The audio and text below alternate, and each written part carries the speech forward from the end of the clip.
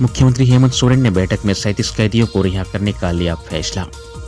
मुख्यमंत्री हेमंत सोरेन की अध्यक्षता में आज रांची स्थित मुख्यमंत्री आवासीय कार्यालय में झारखंड राज्य सजा पुनरीक्षण परिषद की बैठक हुई। बैठक में राज्य के विभिन्न जिलों में आजीवन सजा काट रहे 37 कैदियों को रिहा करने पर सहमति बनी। इस बैठक में रिहाई से जुड़े नए मामलों और उन कैदियों के मामलों पर भी पुनर्विचार किया गया जिन्हें पिछली बैठकों में अस्वीकृत किया गया था।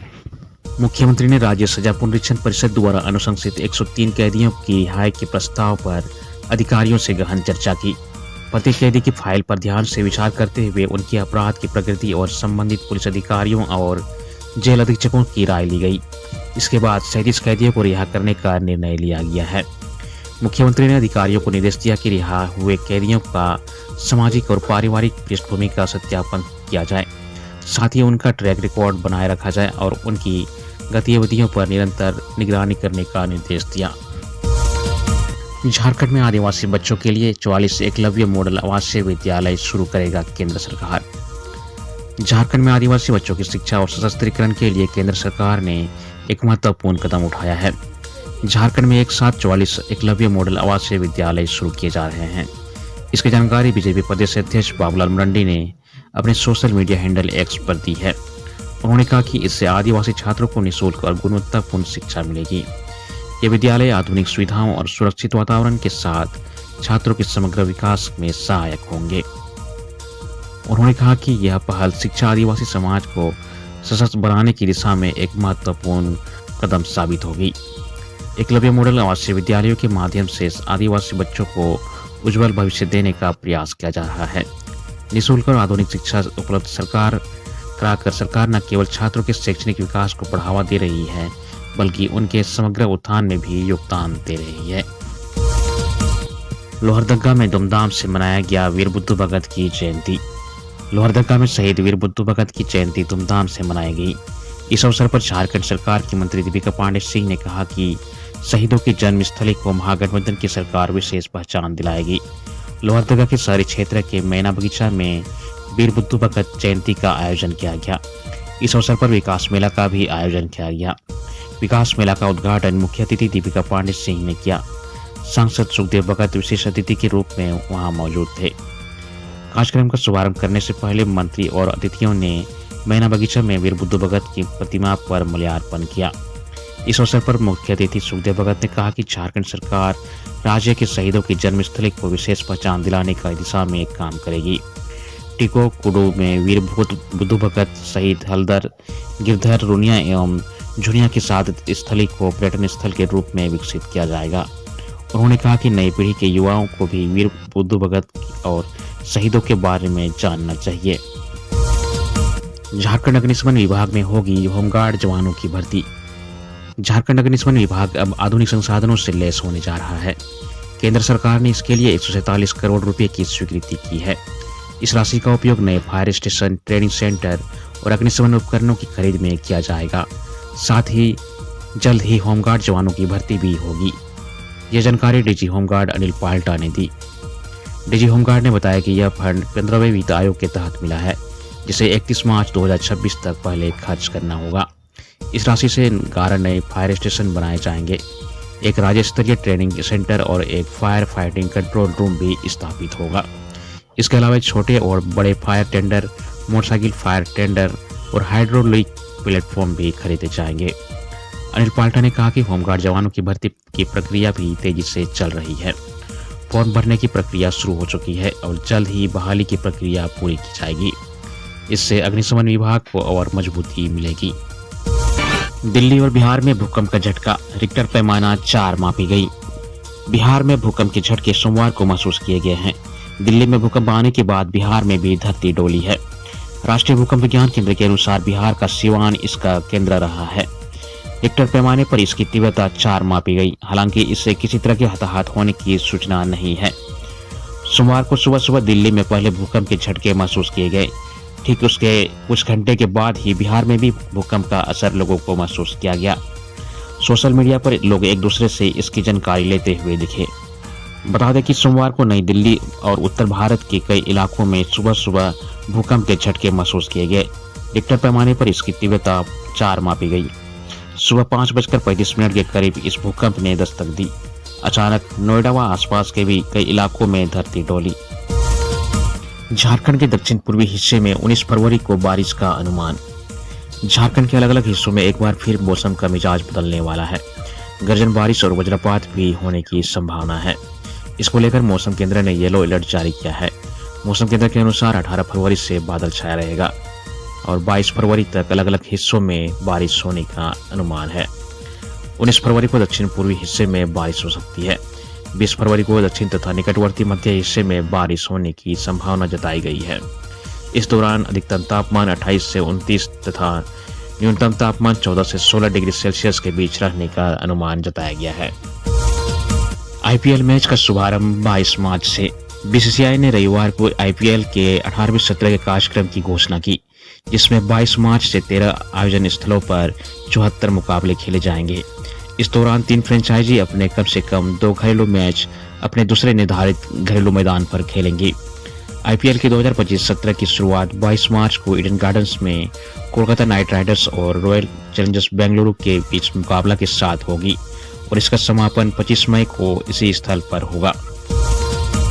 महाकुंभ गए परीक्षार्थी का दोस्त दे रहा था इंटर का परीक्षा, किया गया गिरफ्तार। झारखंड मध्य वित्त परिषद द्वारा आयोजित इंटरमीडिएट की परीक्षा में एक परीक्षार्थी के स्थान पर दूसरा युवक परीक्षा देते पकड़ा गया। यह मामला राज्य संपोषित +2 उच्च विद्यालय केंद्र का है। पकड़ा गया युवक प्रिंस कुमार हजारीबाग के केरेडारी थाना क्षेत्र के जोको गांव का रहने वाला है। वह टंडवा स्थित वनांचल इंटर कॉलेज के परीक्षार्थी रोहित कुमार साव के स्थान पर शनिवार को परीक्षा दे रहा था। वीक्षकों द्वारा जांच में वह पकड़ा गया। प्रधानाचार्य सह केंद्राधीक्षक नीरज कुमार ने फर्जी परीक्षार्थी प्रिंस कुमार को टंडवा पुलिस को सौंपते हुए कदाचार के आरोप में मामला दर्ज कराया गया है। जानकारी के अनुसार परीक्षार्थी रोहित कुमार साव महाकुंभ में स्नान करने के लिए प्रयागराज गया हुआ है। उसके स्थान पर प्रिंस परीक्षा दे रहा था। थाना प्रभारी उमेश राम ने बताया कि केंद्राधीक्षक के आवेदन के आधार पर परीक्षा में कदाचार का मामला दर्ज कर गिरफ्तार प्रिंस को जेल भेज दिया गया। खूंटी में खोजी जा रही है सोने की खदान। खूंटी में सोने की खदान की संभावना है। झारखंड सरकार द्वारा हाल ही में नवगठित company Jharkhand exploration and mining corporation limited Khunti के उलीहुरांग में सोने की खदान की खोज की जा रही है। जानकारों की माने तो जल्द ही यहां सोने की खदान मिलने की संभावना है। बताया गया कि अगले 2-3 महीनों में यहां अन्वेषण कार्य पूरा कर लिया जाएगा। इसके बाद सोने की खदान का ब्लॉक तैयार कर सरकार को रिपोर्ट पेश की जाएगी। फिर सरकार इस खदान से सोना निकालने के लिए नीलामी की प्रक्रिया शुरू करेगी। उधर खूंटी, सरायकेला और रांची जिले के अन्य इलाकों पोंडेपाय, बारोदा टोली व हुरुरंगाडी में भी सोने की खदान की खोज की जा रही है। इन जगहों पर भी JEMCL द्वारा स्थल की जांच कर ली गई है। सैंपल की जांच की जा रही है, जिससे इसकी पुष्टि होगी कि कितना सोना का भंडार है। दूसरी ओर रांची जिले के अनगढ़ में रेयर मेटल ब्लॉक का अन्वेषण कार्य चल रहा है। यहां भी जल्द ही अन्वेषण कार्य पूरा कर लिया जाएगा। फार्मासिस्ट के आकस्मिक निधन पर मिलेगा 1 लाख रुपए का आर्थिक मदद। राज्य के फार्मासिस्ट की आकस्मिक मृत्यु होने पर स्टेट फार्मेसी काउंसिल 1 लाख रुपए का आर्थिक मदद देगा। इससे संबंधित आदेश स्टेट फार्मेसी काउंसिल के निबंधक सह सचिव प्रशांत पांडे ने जारी कर दिया है। यह आदेश 1 अप्रैल 2025 से लागू होगा। आदेश के तहत राज्य के काउंसिल में निबंधित फार्मासिस्ट को ही इसका लाभ मिलेगा। वैसे फार्मासिस्ट जो आयकर की श्रेणी में आते हैं उनको इसका लाभ नहीं मिलेगा। इसके अलावा वैसे फार्मासिस्ट जो लंबे समय से गंभीर बीमारी का इलाज करा रहे हैं और उनकी मृत्यु हो जाती है तो उन्हें इसका लाभ नहीं मिलेगा। श्री पांडे ने कहा कि स्वास्थ्य मंत्री इरफान अंसारी और सचिव अजय कुमार सिंह ने भी इस पर अपनी सहमति दे दी है। काउंसिल के निबंधक प्रशांत पांडे ने बताया कि यह देश का यह पहला राज्य होगा जहां फार्मासिस्ट की आकस्मिक मृत्यु के बाद आर्थिक मदद की पहल की शुरू की गई है। इससे परिवार को विकट स्थिति में मदद मिलेगी। गुम गए शिक्षक के घर से 8 लाख नकद और 20 लाख रुपए के गहने की चोरी। रांची के चिरौंदी साइंस सिटी के पास प्रहलाद इनक्लेव के सुकुनी हाइट्स के फ्लैट नंबर 101 निवासी और चैंप स्क्वायर में फिजिक्स के शिक्षक वीरेंद्र कुमार के घर की अलमारी का ताला तोड़कर अपराधियों ने नकद 8 लाख रुपये व 20 लाख रुपए के गहने सहित 28 लाख रुपए की चोरी कर ली। वीरेंद्र अपने परिवार के साथ 14 फरवरी को कुंभ स्नान करने के लिए गए थे। चोरी की घटना उसी रात को हुई। इस संबंध में उन्होंने बैयादू थाना में शिकायत दर्ज कराई है। शिक्षक वीरेंद्र कुमार ने बताया कि वह 14 फरवरी को कुंभ स्नान करने के लिए निकले थे। सीसीटीवी फुटेज देखने पर पता चला कि उसी रात उनके घर को चोरों ने निशाना बनाया है। उन्होंने केयरटेकर को बताया था कि वे लोग बाहर जा रहे हैं। रविवार को केयरटेकर ने फोन कर उनसे कहा कि आपके घर में चोरी हुई है। अलमारी तोड़कर उसके लॉकर में रखे उनकी पत्नी के 20 लाख के गहने और घर बनवाने के लिए रखे 7,90,000 रुपये की चोरी की गई। उन्होंने बताया कि वह 17 फरवरी को रांची पहुंचेंगे। देवघर में शिवरात्रि के दिन 600 रुपये में मिलेगा शीघ्र दर्शनम कूपन। देवघर में महाशिवरात्रि की बाबा मंदिर में भव्य तैयारी की जा रही है। इस दिन जलार्पण के लिए भी भारी संख्या में भक्तों का सैलाब उमड़ने की संभावना है। भक्तों को किसी तरह की परेशानी नहीं हो, इसके लिए तैयारी तथा सुलभ जलार्पण के लिए ठोस व्यवस्था करने का निर्देश जारी किया गया है। महाशिवरात्रि के दिन भक्तों को अन्य दिनों की अपेक्षा कूपन दोगुने दर पर मिलेंगे, यानी इस दिन प्रति कूपन 600 रुपये देना होगा। वहीं इस दिन मंदिर प्रशासन ने वीआईपी दर्शन व्यवस्था को बंद रखने पर विचार कर रही है। आने वाले वीआईपी को कूपन के माध्यम से ही जलार्पण कराने की व्यवस्था को बरकरार रखने का इंतजाम करने के बारे में विचार किया जा रहा है। वहीं कूपन लेने वाले भक्तों की कतार को नाथबाड़ी तक से तथा आम कतार को बीएड कॉलेज से संचालित करने का इंतजाम किया जाएगा। इसके लिए रूट लाइन में लगे सभी बैरिकेडिंग को दुरुस्त कराए जा रहे हैं। वित्त मंत्री राधाकृष्ण किशोर ने कहा, कोल माइंस से होगा विकास। पलामू जिले के पड़वा में फेरमाइन कार्बन प्राइवेट लिमिटेड के द्वारा संचालित कोल माइंस का रविवार को राज्य के वित्त मंत्री राधाकृष्ण किशोर, पलामू सांसद बीडी राम व फेरमाइन कंपनी के एमडी समीर लोहिया ने संयुक्त रूप से दीप जलाकर उद्घाटन किया। समारोह की अध्यक्षता कंपनी के डायरेक्टर राजीव शेखर ने की। मौके पर वित्त मंत्री राधाकृष्ण किशोर ने कहा कि माइंस चालू होने के बाद प्रतिदिन 50 से 100 गाड़ी जब कोयला लेकर निकलेगी तो आसपास के क्षेत्र का विकास होगा। उन्होंने कहा कि धनबाद के बाद पंडवा प्रखंड क्षेत्र दूसरा धनबाद के नाम से जाना जाएगा। मंत्री ने कहा कि कोयला उत्खनन के क्षेत्र में पूर्व में बेहतर कार्य कर रहा है। आज यही कारण है कि पलामू में पुनः कोल माइंस के क्षेत्र में कार्य करने का मौका मिला है। झारखंड में जल्द शुरू होगा माइंस टूरिज्म। झारखंड प्रदेश को पर्यटन के क्षेत्र में और विकसित करने का काम किया जा रहा है। पर्यटन विभाग आने वाले समय में एडवेंचर टूरिज्म के क्षेत्र में नई एक्टिविटी को जल्द शुरू करने जा रहा है। यहाँ साहसिक खेलों एवं पर्यटन की अपार संभावना है।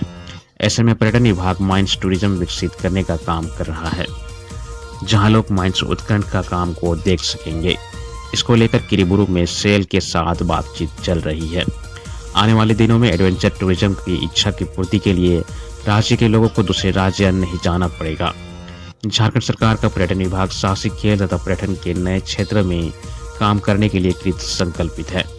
उक्त बातें झारखंड राज्य के पर्यटन मंत्री सुदीप्य कुमार सोनू ने रविवार को सोनारी हवाई अड्डा पर आयोजित स्काई डाइविंग फेस्टिवल 2025 का उद्घाटन सत्र में बतौर मुख्य अतिथि कहीं। पर्यटन मंत्री सुदीप्य कुमार सोनू ने बताया कि मेक माई ट्रिप के साथ भी कई आयामों को शुरू करने को लेकर बातचीत चल रही है। उन्होंने बताया कि 1 साल के भीतर झारखंड में पर्यटन के क्षेत्र में कई नई चीजें देखने को मिलेंगी। गुम गए शिक्षक के घर से 8 लाख नकद और 20 लाख रुपए के गहने की चोरी। रांची के चिरौंदी साइंस सिटी के पास प्रहलाद इंक्लेव के सुकुनी हाइट्स के फ्लैट नंबर 101 निवासी और चैंप स्क्वायर में फिजिक्स के शिक्षक वीरेंद्र कुमार के घर की अलमारी का ताला तोड़कर अपराधियों ने नकद 8 लाख रुपये व 20 लाख रुपए के गहने सहित 28 लाख रुपए की चोरी कर ली। वीरेंद्र अपने परिवार के साथ 14 फरवरी को कुंभ स्नान करने के लिए गए थे। चोरी की घटना उसी रात को हुई।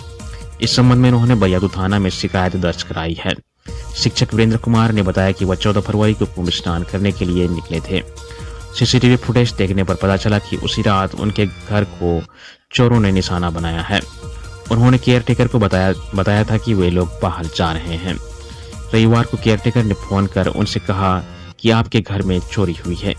अलमारी तोड़कर उसके लॉकर में रखे उनकी पत्नी के 20 लाख के गहने और घर बनवाने के लिए रखे 7,90,000 रुपये की चोरी की गई। उन्होंने बताया कि वह 17 फरवरी को रांची पहुंचे।